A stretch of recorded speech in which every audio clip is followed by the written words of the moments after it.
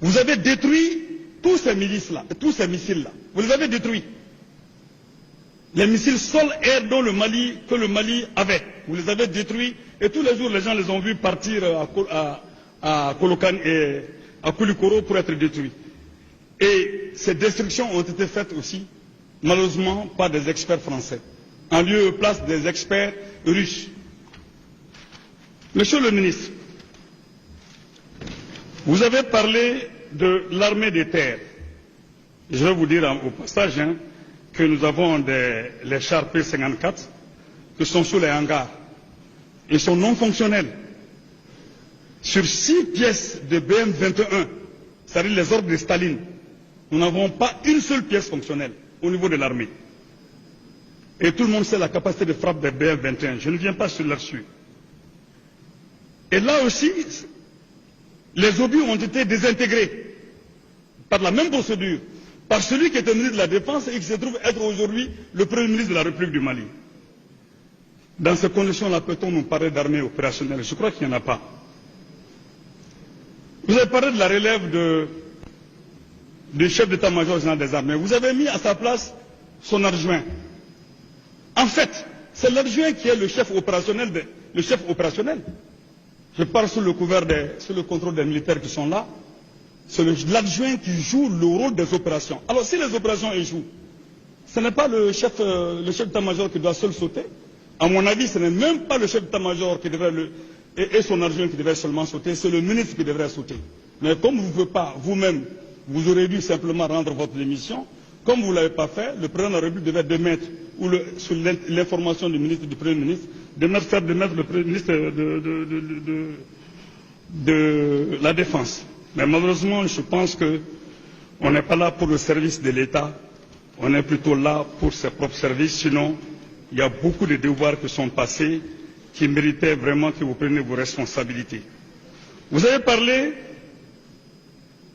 j'ai parlé de 200 hommes qui sont séparés, qui sont bien organisés, c'est une milice bien organisée, vous avez connaissance de cela.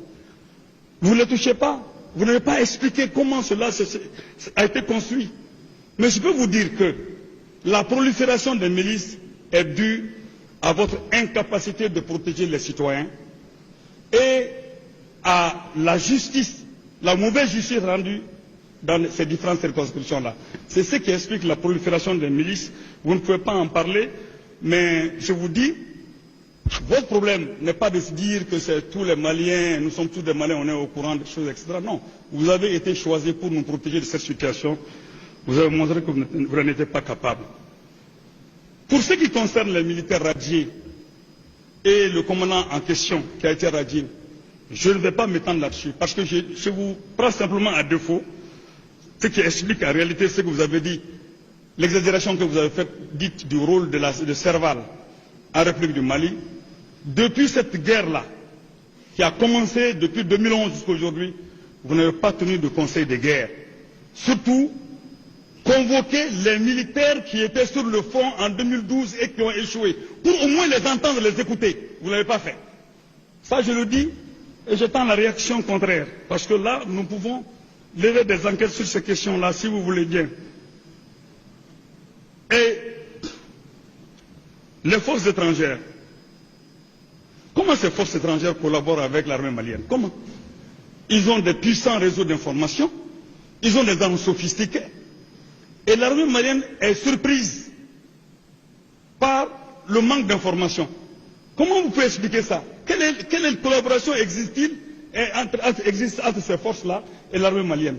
Je peux dire que cette collaboration elle est nulle. C'est pour cette raison que je ne vois pas vraiment la nécessité de leur présence ici. Et vous avez parlé de G5 Sahel à Bamako.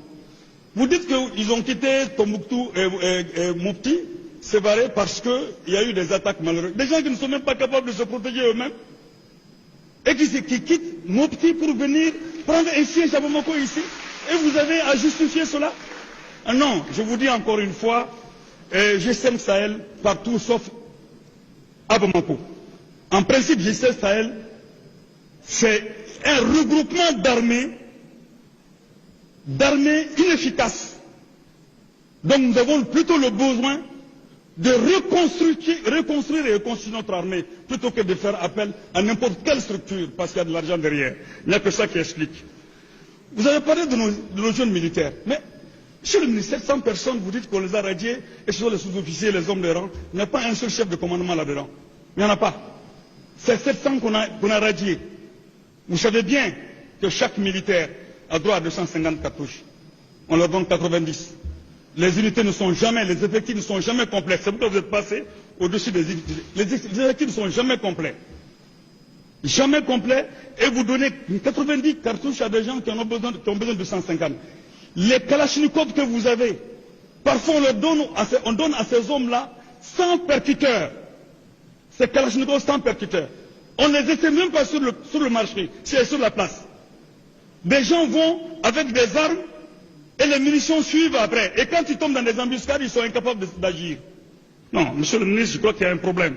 Il y a un problème et je vais m'arrêter là pour vous permettre de répondre à ces deux questions sur Ouagassogou et puis sur la base militaire française ou malienne, je ne sais pas, qu'on est en train de construire, qu'on serait en train de construire à Gossi, puisque je n'ai pas de formation précise là-dessus. Je reviendrai.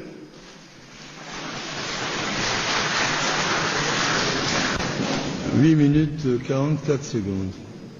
Donc, ça vous fait au total environ 13 minutes. Monsieur le ministre, vous avez la parole.